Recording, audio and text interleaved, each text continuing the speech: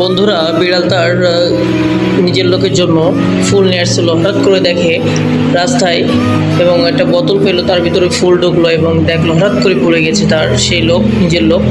পড়ে যেয়ে আক্রান্ত হয়ে কান্না করছিল এবং টেবিলে তিনি কে আঁকা ছিল এবং বোতলের ভিতর থেকে রংটা বের করে তিনি বিভিন্ন ধরনের জিনিস আঁকা ছিল এবং রাস্তায় তিনি হঠাৎ করে এটা বিক্রি করে তিনি বড়লোক হয়ে যাচ্ছে আস্তে আস্তে।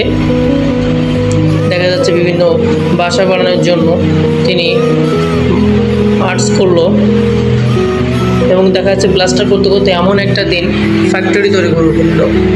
আস্তে আস্তে দেখা যাচ্ছে ওই রকম বিল্ডিং বানানোর জন্য সে খুবই পরিশ্রম করতে থাকলো এবং পরিশ্রম করতে করতে দেখা যাচ্ছে এমন একদিন এবং বড় একটা বিজনেসম্যান হয়ে গেল এবং সাংবাদিকরাও তার ভাষণ নেওয়ার জন্য তার কাছে দৌড়ে আসলো।